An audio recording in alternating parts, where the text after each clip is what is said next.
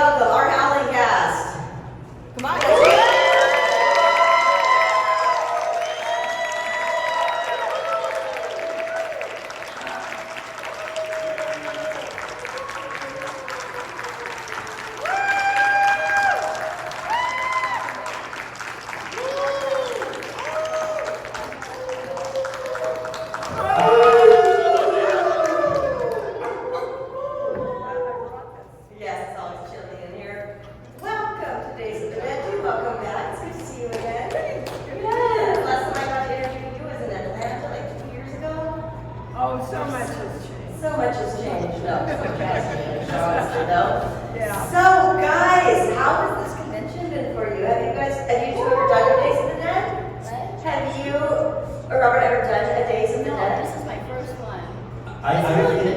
I don't know that the three of us have been together at a convention before. We've been to screenings, yes, revival screenings.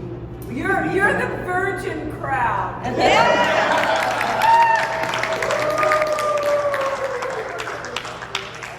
in New Jersey, weren't you?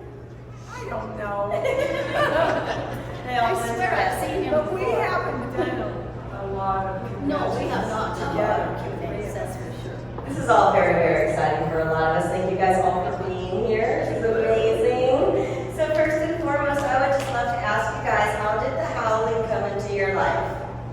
What was your audition like? You know, give me all the deets. I auditioned. I went in and auditioned. I think I had a call back. I hope so. I mean, before they booked me.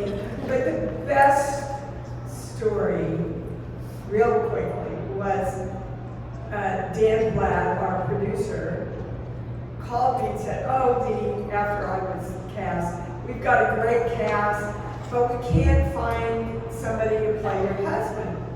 And I said, "Really? What exactly are you looking for?" And he said, "Well, somebody really strong and virile with a real sensibility." And I went, "Well, shit, I'm engaged to him." No, you've got him cast before. You remember? Hold on. Joe did not know. I know that. If I could finish the fucking story. I said, gosh, you know, because I knew if I said, "Oh, my fiance's perfect," they would run the other way, right? So I said, you know, there's this guy I did chips with, Christopher Smith or Stone, some S word. So they went out and found him, brought him in on his own. He got it on his own. And Dan calls me and says, "Dee?" And I went, "Yeah, I did." He said, "Oh, I'm sorry. You know that guy you told us about? We hired him. I was calling to talk to him. I guess I called the wrong number." And I went, "No, you called the right number." And there was this long pause. And he goes, "Oh, shit." That's my story. That's a great story. I have a completely opposite story. Joe, I was in Hawaii, and Joe called me and he said, "Well, we're going to cast you in Howling." I said, "Well, I thought you were holding auditions." And he said, "I am."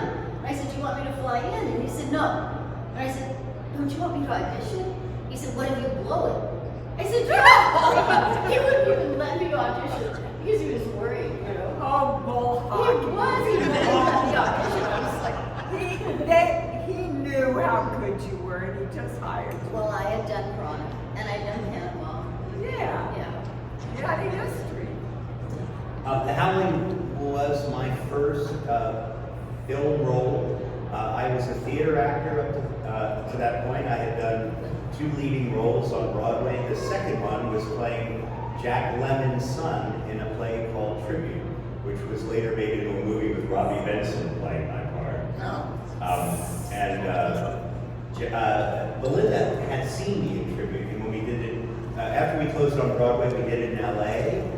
Belinda had seen me, and apparently I found out today, or yesterday, that she recommended me to Joe, said this young actor's in the show. Now, here I am playing a disgruntled, angry young man of an irresponsible father. Jack Lemmon was my sort of Peter Pan-like father, and I fought with him the whole play. But I'm a college student.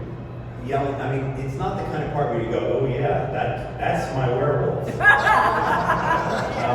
I had a very emotional, I had to really, when I was acting, the play was basically a comedy drama, but when I really lost my temper and yelled and attacked my father, I had to have great emotional risability. So in any case, I was called in to audition for, my agent called and said, I don't know if you're interested in auditioning for a werewolf movie. I said, I love horror movies, would love to do it. I read for Joe, and I think the reason I was cast is I totally creeped out the casting director, Susan Arnold. Now, the audition scene was the porno booth scene. Eddie is behind it. So I told it, and first of all, you never lay a hand on a casting director, you never do anything that's really threatening. It's just never For real. done. Or, yeah. Well, I seated her in a chair, and I got on my knee behind her, so I think my face was right behind her head. And the reason I was cast is the expression on her face as I talked to her, because I was so creepy. So she got me the part, and then she went on to cast. I think she had already cast me in a Taxi episode or something. She cast this sitcom and also a werewolf. So it shows I went from doing the sitcom to, I guess she believed in my range. Broadway play, sitcom, horror movie. Star Trek. Good repertoire. And you mentioned that you are a horror fan already, or were. Are either of you horror fans? I'm scared to death of them. I love I am. psychological I'm scared thrillers to death. myself. Yeah. Those are my favorite movies. And the Howling is considered to be one of, if not the greatest werewolf movies, ever.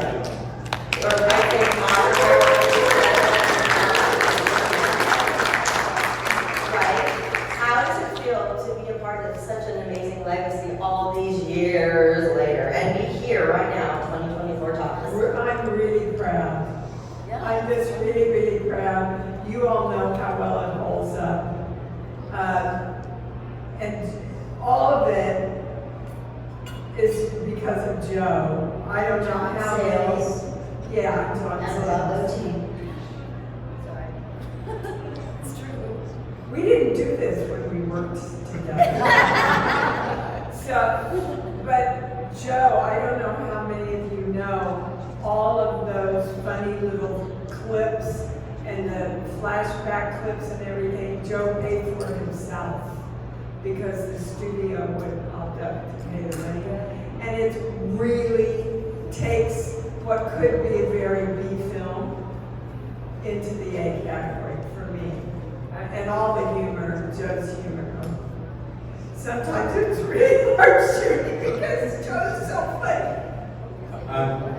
Picking up on what Dee said about, if you look at the office where Eddie attacks Belinda's character, I forgot her name.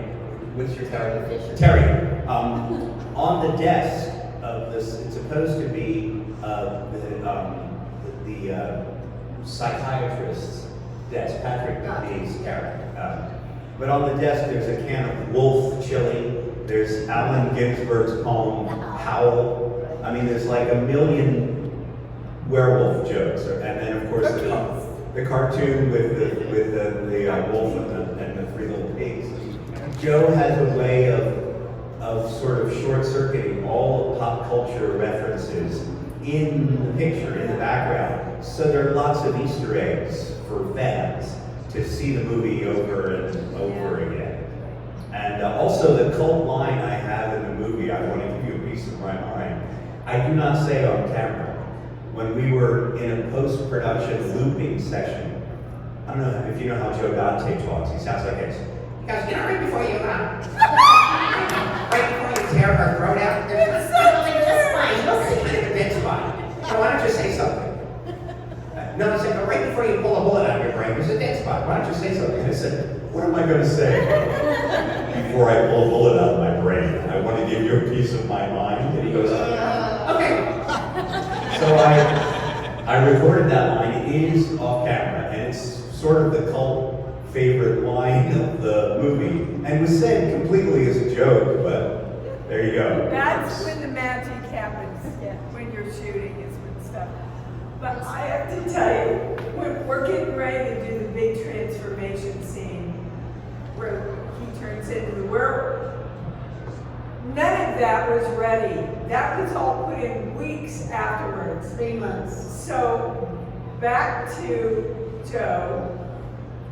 So he said, I'm going to talk you through it. And I'm like in La La Land, and he goes, okay, he's getting taller.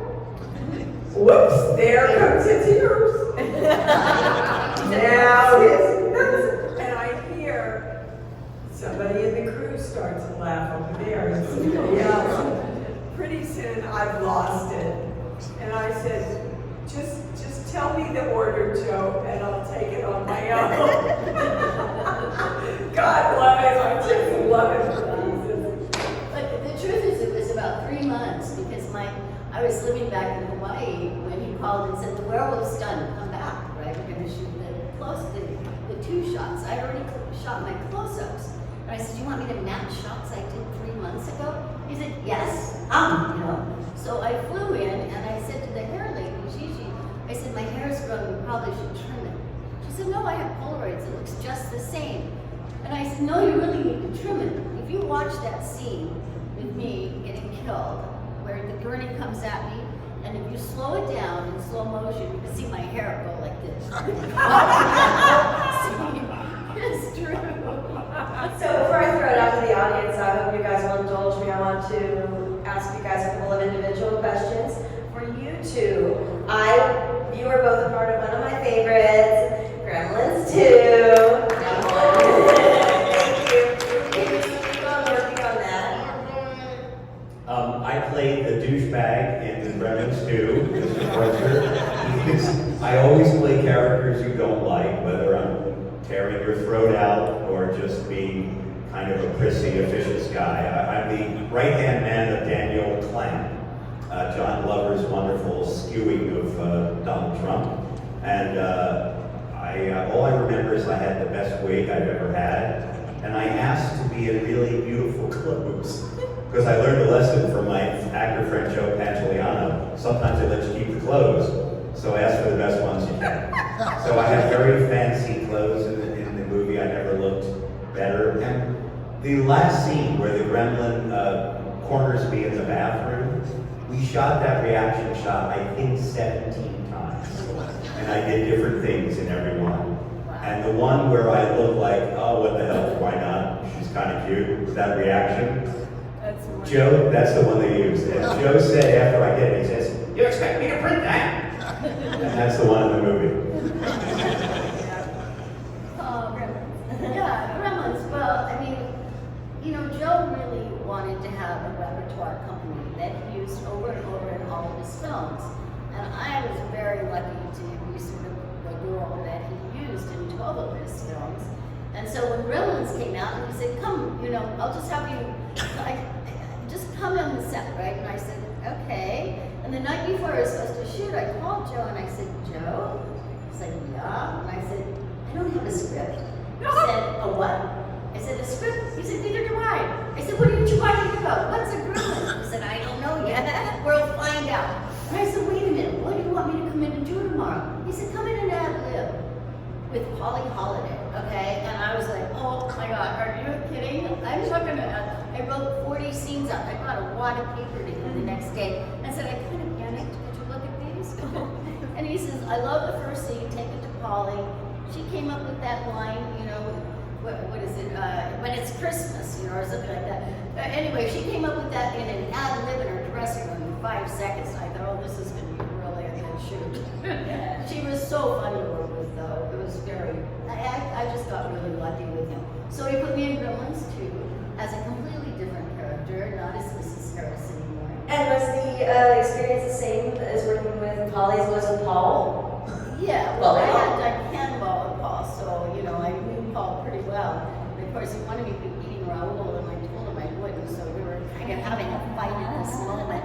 But he, you know, he was also in Picardo, and we were both there in Texas on set, and I had just done Hannibal with him, and Paul and I were both like, no, we don't have a scene together. We're like, yeah, we don't have a scene together. He says, Joe, we don't have a scene together, and I'm like, yeah, Joe, we don't have. He said, could you guys leave me alone? And we're like, but we don't have a scene together. And he's like, okay, write one. So I ended up writing that scene, the midnight scene with the big moon, where what's her name and I are sitting by the pool, and we start to go skinny dipping. That's a scene I actually wrote, so Paul and I could be in a scene together.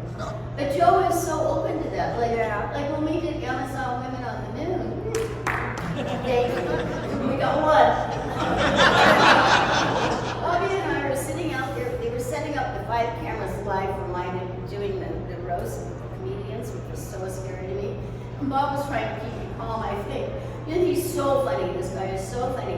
And he was just throwing lines out. And I'm like, played the straight man really well with Bob. And so Joe comes out and he goes, okay, we're ready.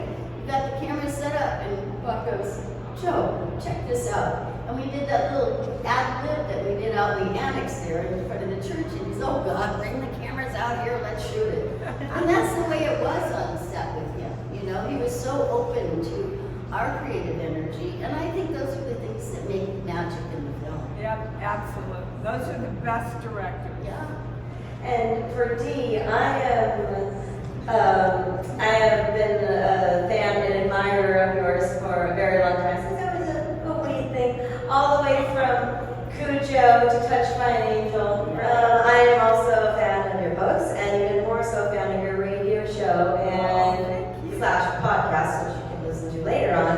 Can you speak a little bit about that and share it with our audience on what it is? Because I try to tell everybody about it. Wow. Okay, well, real quickly, I'm a clairaudient channel, and I just did my 400th radio show. It's on Sunday mornings at 9 a.m. Eastern time, or Pacific time. And I teach people how to work and direct with energy, and how to be responsible for their own lives.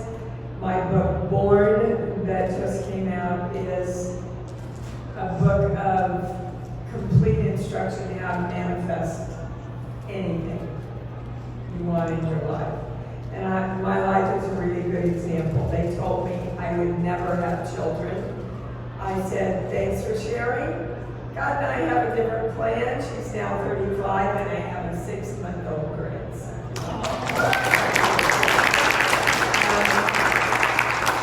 Manifested exactly the same way. I just pictured really clearly what I wanted and felt a lot of love and excitement around it, and literally I was offered E.T.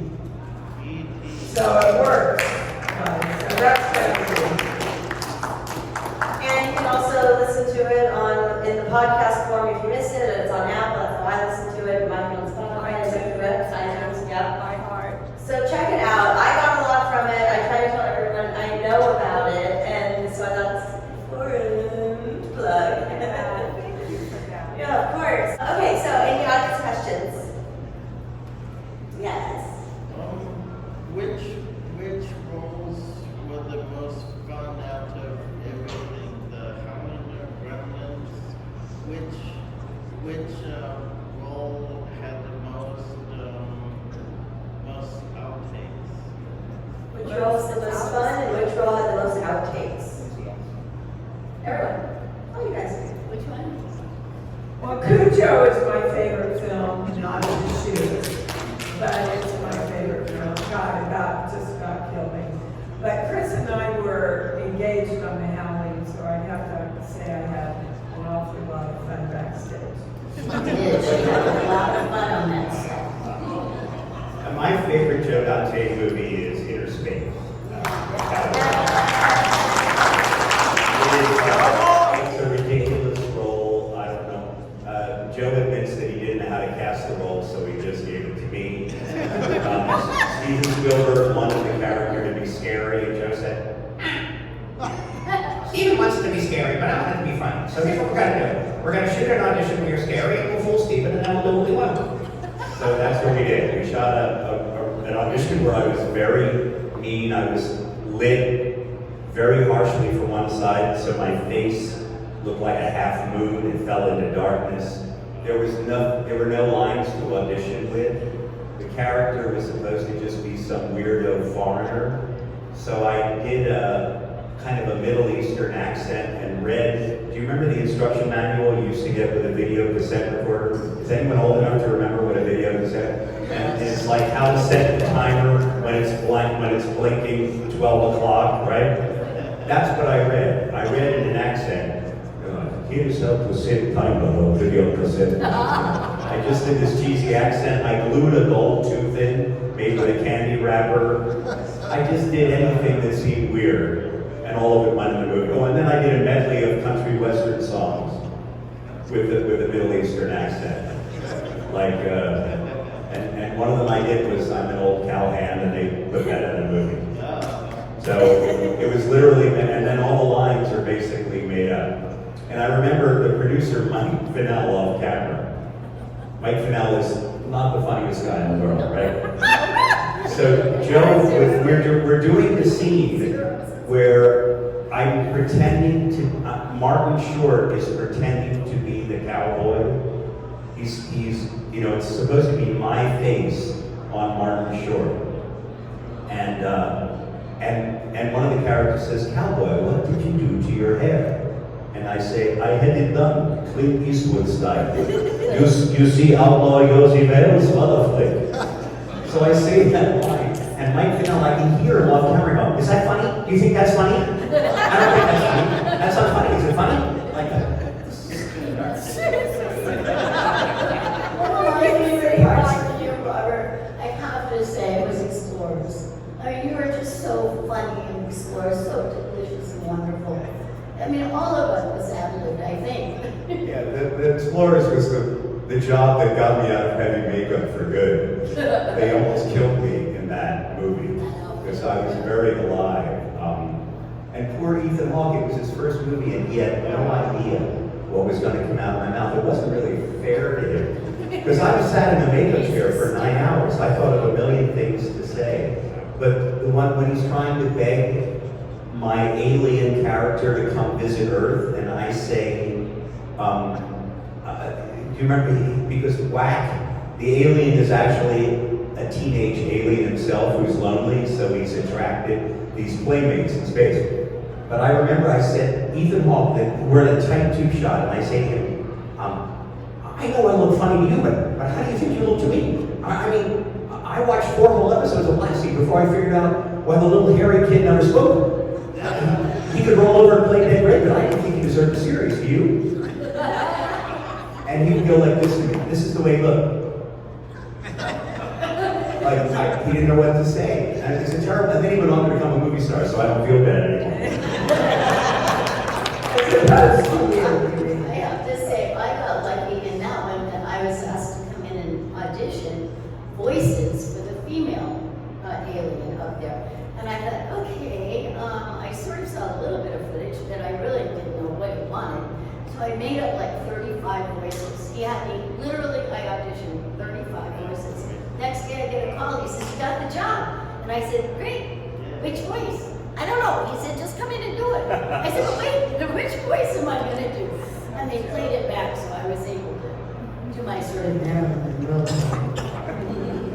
I have to say, my favorite Balaski movie was my first movie with him, which was Piranha, because we had so much fun. Everything about him, everybody who was in it was just as wonderful as the cast in Howling. I mean, he just really takes his time to cast the right people, and that's what really makes everything gel so beautiful. Yeah. That's when I first met Rob O'Teen. He was 16, even Joe says he's 18 because they think he wasn't allowed to work until he was 18, but he really was 16. And then when they sewed all those piranha on me, and then I jumped in the water, I mean, I'm carrying like 15 piranhas, these big, heavy rubber piranhas, into a pool. But as soon as we got in the pool, they floated, you know. But it was just so much fun to me. It was really fun. Yeah, all really glorious, don't it? It's movie magic, which is what is so exciting, and it was all practical back then. Yeah, when they asked me to come back and do Critters, thank you. My first question was, is it CGI or are you going to use the, because I wouldn't have done it if it was CGI. I wouldn't have. No They CGI wanted kids to allowed. CGI Cujo, I mean, I'm freaking kidding. Yeah. Not a chance. When it came to the legends from the Howling that were amongst the cast, I think one of the real standouts was Slim Pickens. And I'm wondering, do either of you have experiences and stories to tell about interacting with him? You know, I adored Slim. And one of the scenes that was cut out, I was in a hot tub out in the, yeah, I didn't forget that scene. And I'm not at that point very far from being from Kansas. And I'm going, well, I'm not going to be naked in there, am I, Joe? And he said, I don't care what you put on, as long as it looks like you're naked, from here up. So Slim, we got ready to shoot it, and Slim comes over and goes, looking pretty good there, kid. I said, thank you, I really have clothes on underneath this. And he said, that's all right, I'll use my imagination. But he and Chris would sit around the fire for hours listening to stories of when he, the olden days. All these guys would sit around. I was in bed asleep and Chris would just listen to their stories. And they had, were you ever there during that? Oh my God. the Chris's stories. line, when he says, have you met the boys, is one of my favorite lines in the Howling. You know, when he says, I gotta go with the boys, have you met the boys? Yeah. And then something, oh my God, his take on that was so funny. Yeah. Yeah, It was a great line. he was a great guy, a great husband, a good father.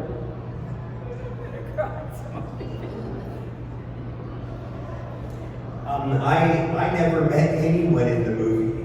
I worked about 3 days on the Howling.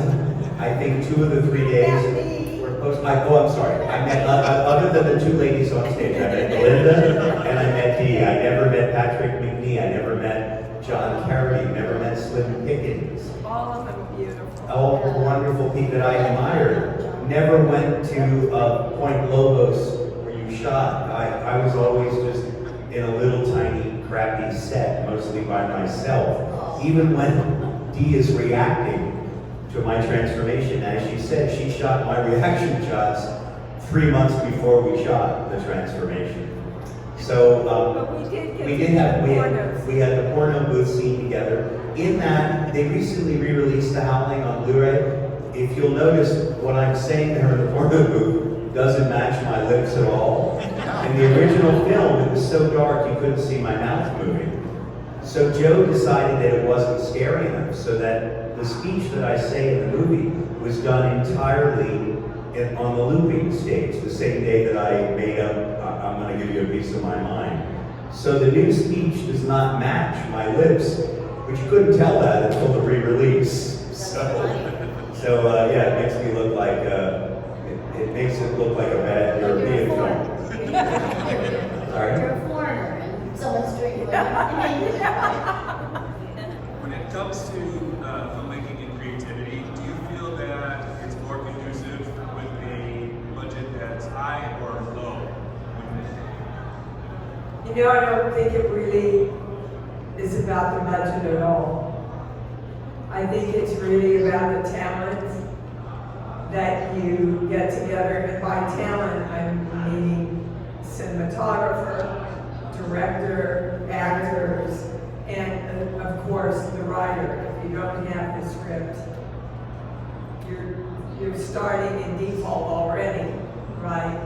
But I've done some really, really big budget films that I didn't think were extraordinary, and I've done some little tiny independent films that I thought were some of the best things I've ever done. Because they have a heart, you know, everybody's so worried about money. They're really pitching in and working as hard as they can go. And it's like everybody's making the same film. It's not like separate, you know, you arrive on some expensive set, you know, you never meet anybody and everybody's so posh, you know.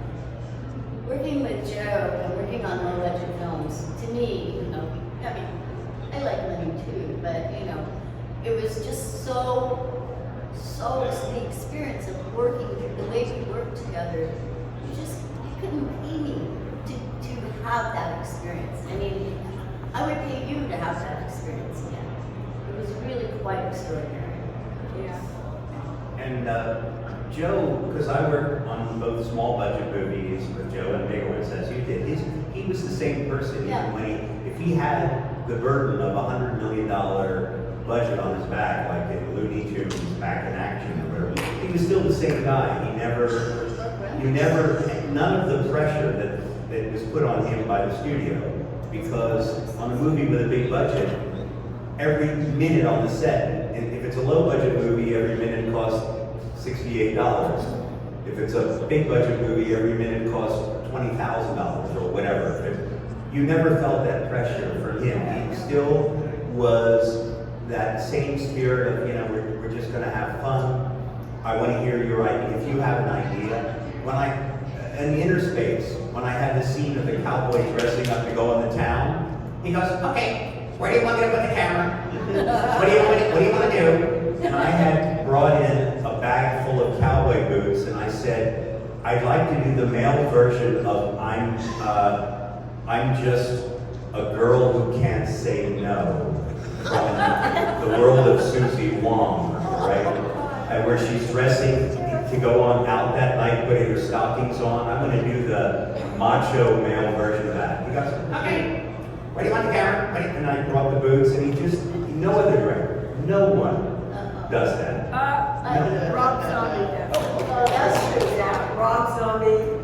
He comes in, he knows what he wants, and then bring in your best shit. That's what he is. In Halloween, you know, the whole thing with the bagels between Scout and I, all improv, all of it. So, yeah.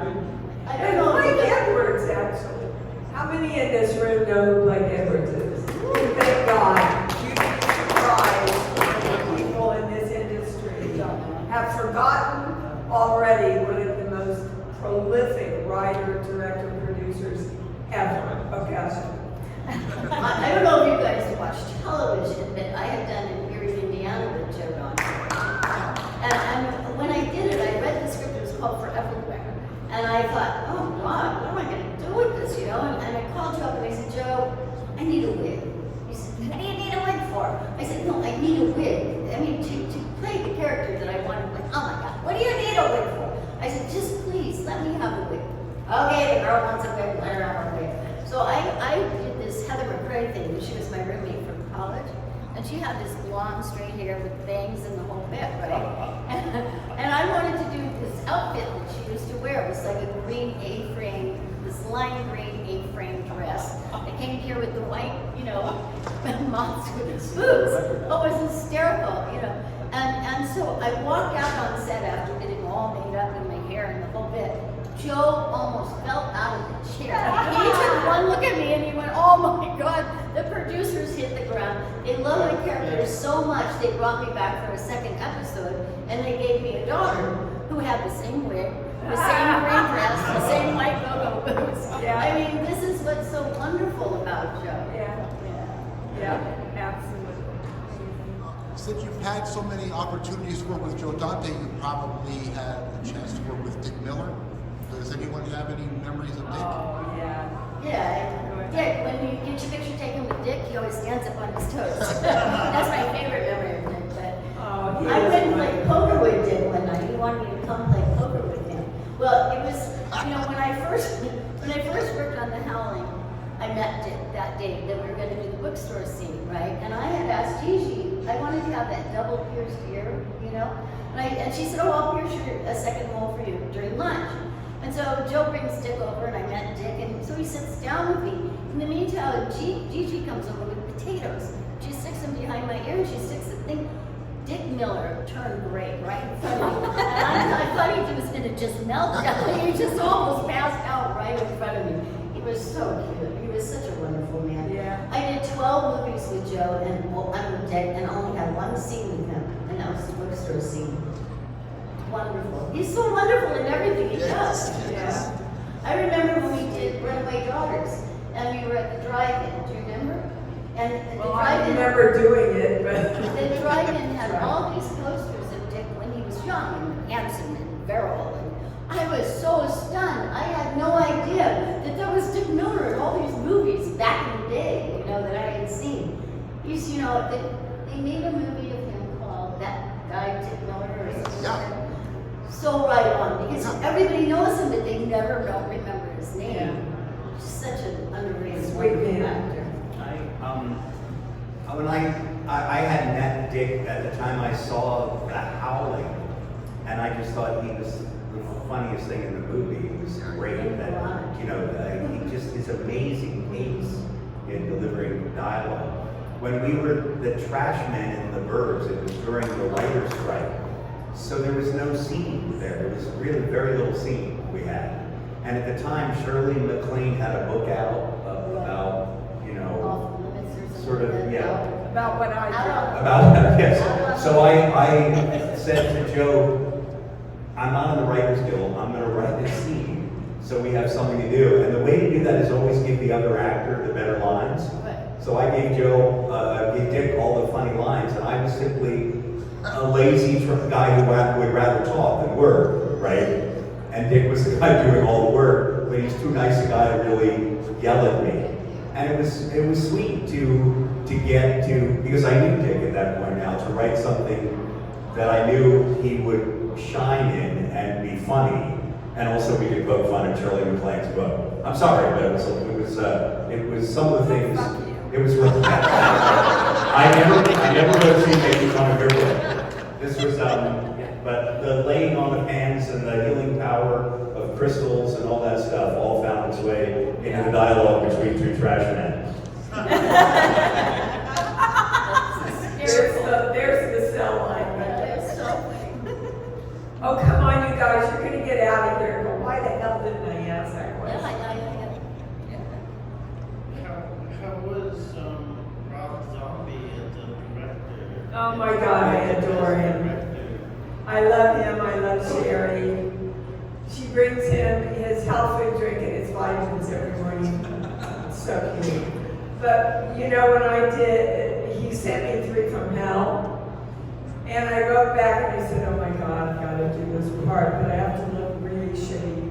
I don't want any makeup, and I'm going to dye my hair brown, and can I have horn-rimmed glasses? And Oh, that ought to do it. and he writes back and says, okay. That was, and Lords of Salem, you know, I'm sitting in my room and I'm going, oh my God, I can't, you know, I've been playing a part the whole first half of this film. This is who I really am now, and I run across on the set and go, I can't be this blonde Cupid doll anymore. I've got to be harder. I've got to have a different look. And he looks at me and he looks at his watch and says, you got 15 minutes. You know, that's what I mean. They have so much in common about trusting the talent.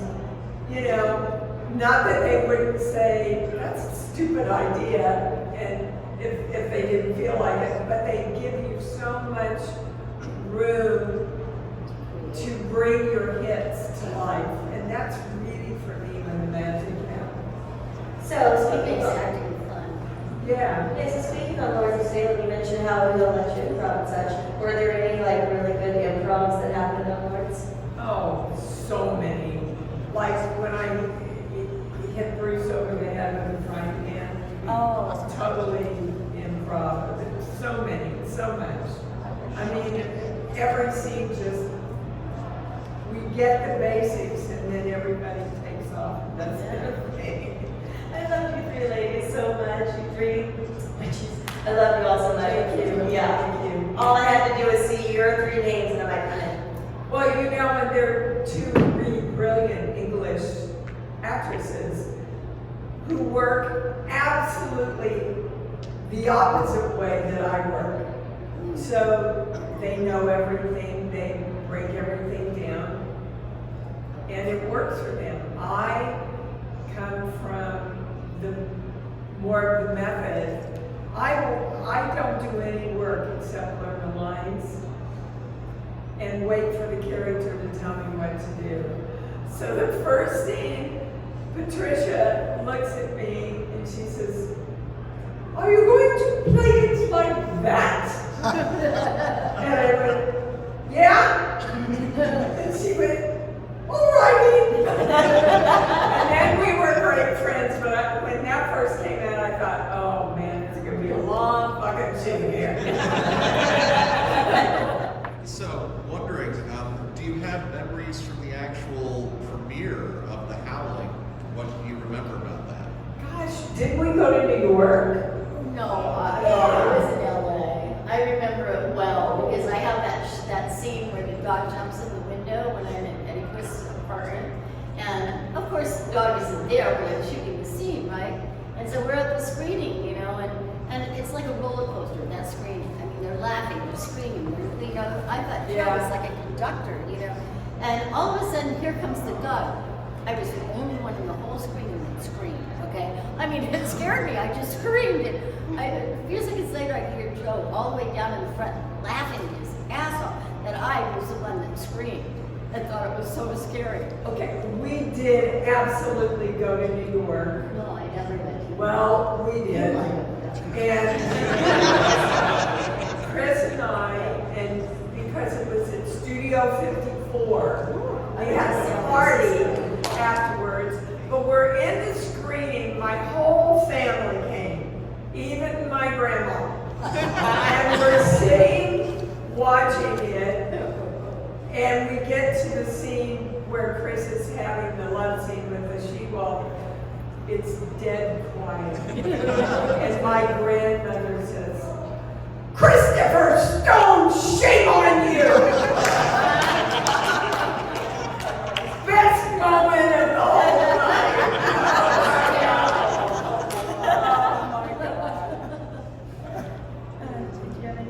Elizabeth Brooks would have loved this. She would have loved to come to these conventions. She really would have. This would have been her favorite thing. I only remember finally getting to meet Patrick McNee, and that was the high point for me. As I said, so many of the actors I didn't get to meet while the movie was being made. He was such a charming man. And I guess I remember seeing at least the cast and crew screening. I was interested to see how my character, was scary, and yet. I don't know why people, for years I've gotten letters about that role. To me it's disgusting that some people find him, sympathetic, compelling, well, compelling is not. But anyway, I used to get letters from like young women, and I couldn't respond to them because I thought, I think it's a little sick that you love this character. So I'm just going to pretend you didn't send me this letter. But anyway, I mean, Eddie is a weird guy, and I remember that I also wanted to like be marveling over how sexy your voice was when I was playing back how by having murdered her, which I thought was and once again Joe said, okay, you know, because it was not in the script that I It was on it, right? So I mean, the strangest thing about making the movie for me was I was doing a comedy at the Westwood Playhouse, the Geffen now. I was doing a Frank Lesser musical review. So 6 days a week I would sing and dance, and on the 7th day I was a werewolf tearing a woman's throat out. That was my life for 2 consecutive weeks. Sing and dance Sunday through Saturday, and then Monday go and be a werewolf. It was, it's wonderful to be an actor. Welcome to an actor's life. You know what I would love is I would love a Guys and Dolls werewolf show. That would be great. Guys and Dolls werewolf. show. Wouldn't that be great? I'm just saying, when you said Frank, I was like, oh. Instead of a modern day saying, oh, Take werewolf. back your meat could be like, take back your fur. That could be funny. Right. Okay, one last question to wrap it up. Before I let you guys go, I want to ask you guys, is there something important that you've learned on a set, being set, that you would like to share with us? Covered all 12 God, months. Yeah, I learned right away, if it's a bad direction, you gotta speak up. If it's a bad direction, I feel like I have roaches crawling all over me. And I just had an experience like this where basically it was a scene where my son, they thought he was dying. And the opening scene, my husband and I are coming into the hospital, and they come over and they say, can you do it a lot more hysterically? Can you come in real hysterical? And I said, I can, but I'm telling you it's false. And they said, well, what do you mean? And I said, look, I walked into my bedroom and found my father who had tried to commit suicide in my bed. You know what happens? Nothing. Because your brain goes, I'm not seeing this. Wait, what is this? Something's wrong. And I quietly walked into the living room and said, Mom, I think Daddy's tried to hurt himself in my bed. Cut to 2 hours later after the paramedics have come. And they say, he's going to be okay. Both of us lost it then. I said, it's the moment when I know he's okay that you lose it. If I lose it before, I've done all the work for the audience before the moment it happens. So they let me do it my way, and thank me. So that's what I learned even before I was anybody. I can't do something that's not true. I would agree with that's the most important thing. I agree with Dee that if you get a direction, and I learned my lesson in I guess a funnier way. I was in some cheesy television movie, and I was prosecuting, or I was on the. I had Chris Sarandon on the stand, and the director was a guy named Marty Davidson who had a terrible Brooklyn accent. And I guess because I was the low man on the set, you had Virginia Madsen and all these people that were more famous than me. I was the guy who got picked on. And this is the direction he gave me. All right, here's what I want you to do. You gotta understand, I want you to just nail it like that. And I was like, you know, before the camera rolled, I was like, I'm gonna nail him, I'm gonna nail him. And I went, and the camera rolls, and I go, did you? And Chris Sarandon burst into laughter, right in my face. And then he was so embarrassed that he had laughed at a fellow actor. He immediately said, oh, I'm sorry, I'm so sorry. And I said afterwards, I pulled him aside and said, thank you. Thank you for saving me, saving my career. So I learned a lesson that day, which is, I don't argue with directors. If they give me a direction that I hate, or I think is wrong, I do two things. First of all, I try to use the universal translator. Thank God for all of you not asking a Star Trek question, by the way. I use the translator in my head and I try to say, what does the director think he means by this direction? Try to translate, if I can. If it's a terrible thing, I thank the director, I say, that's a great joke, thank you, and then I do exactly what I want to do anyway. And as long as you thank them, they imagine that you've taken their direction. Yeah. So that is my advice always to young actors. That reminds me of when Kevin McCarthy in the scene in the TV Yeah. scene, he stormed out of the room and he said, damn it, am I supposed the matter? And he said, he just won't direct me. I said, what? He said, I want Joe to direct me. And Joe and I are friends, so a couple of days later we were talking on the phone, and I said, you know, Kevin really wanted you to direct him in that scene. He said, me direct Kevin McCarthy? Oh my God, how am I to direct him? I said, Joe, actors don't know what they're doing. I mean, they're winging it. We're in the zone, you know, we can't see ourselves. We need your perspective. He started coming to my acting class, and he learned how, because we would actually, two actors would get up and do a scene, and one of the other actors would direct. And he had said, oh my God, he was so surprised by that. And he took it to heart, and it really played out in his work after that. Interesting. Yeah. All right, guys, so we got to let them go, but please do go to their tables and everybody they're all tables. Thank you.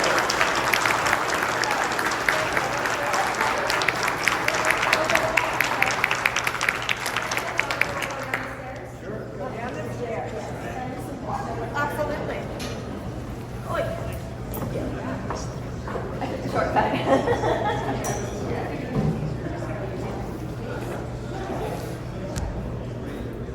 Come on the other side. Okay. You can go closer, Julie. Okay. Didn't want to get in the way of the. Okay, I got a bunch of them. Thank you guys so much. I really appreciate you. That was really good. Thank you. I almost asked to start Trek. Almost. Thank you. What, really?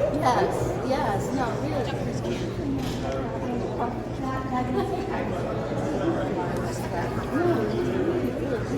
Appreciate you.